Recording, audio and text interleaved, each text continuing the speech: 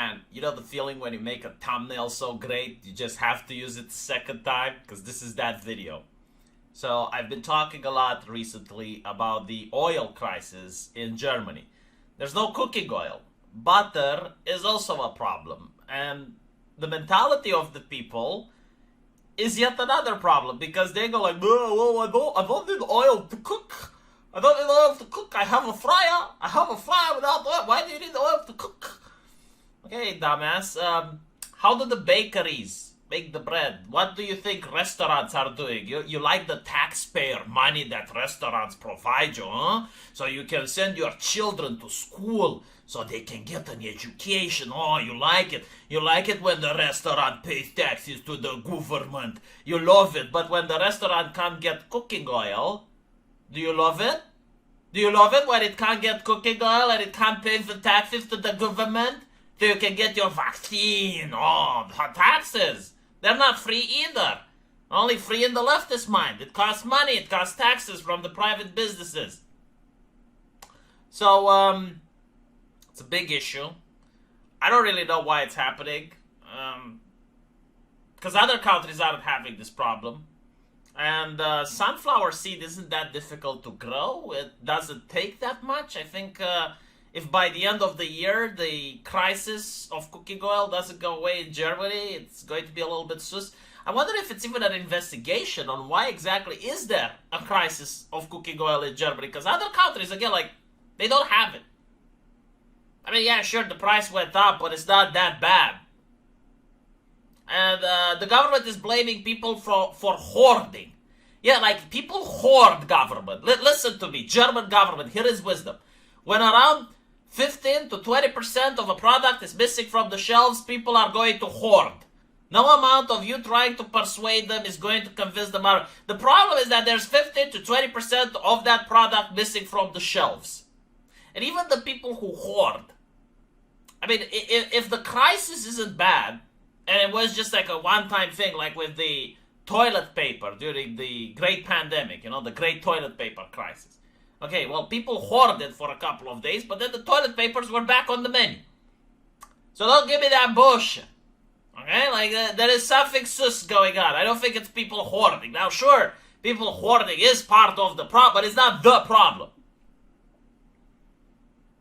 Okay, so, because people can't find cooking oil, they are using various tactics, and the stores are also using various tactics in order to prevent people from hoarding. One of those tactics is like the normal thing, which is that the prices have gone up, and people are like, oh, you're gouging. No, they're not gouging you. It's supply and demand. Just shut the fuck up. Learn some economy. But some stores are rationing.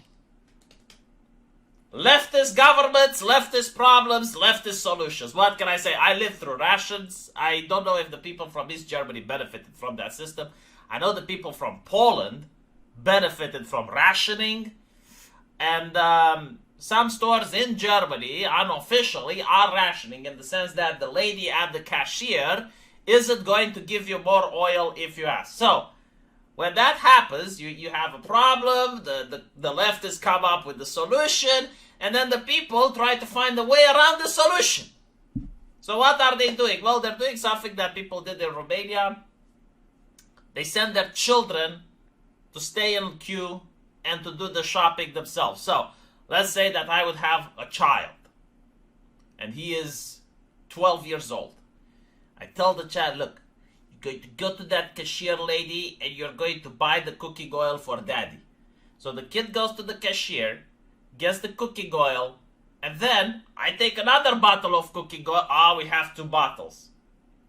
Do you know what this is? This is hoarding. Oh my God, 2 bottles, hoarding. Alternatively, if you have more kids, you can get more bottles. You know, 1 for each kid plus yourself. Your wife as well. I mean, you can buy 1 bottle, your wife can buy another. Oh my God, 3 bottles of oil. Can you imagine? Liquid gold. So obviously stores can't let this shit go through. And as you can see here, what they decided to do is to ask for ID. This is Lidl. Oh my fucking God. Every time when you see some dumb shit coming up, it's probably Lidl, isn't it? Like they had the fence in Romania which separated the documented citizens from the undocumented. They thought this is a genius idea. So Romanians also found it's a genius idea to sue the living shit out of them because it was a fire hazard. Because apparently the documented people, the ones with the QR codes, they couldn't get out to the fire exit if there was a fire. I mean, look, I understand Germany is a nation of law. They like laws and regulations.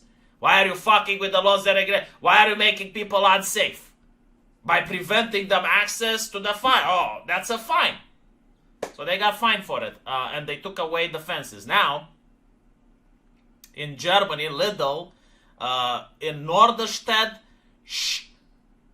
I can do this, Schleswig-Holstein. It's a store from Norderstedt, Schleswig-Holstein.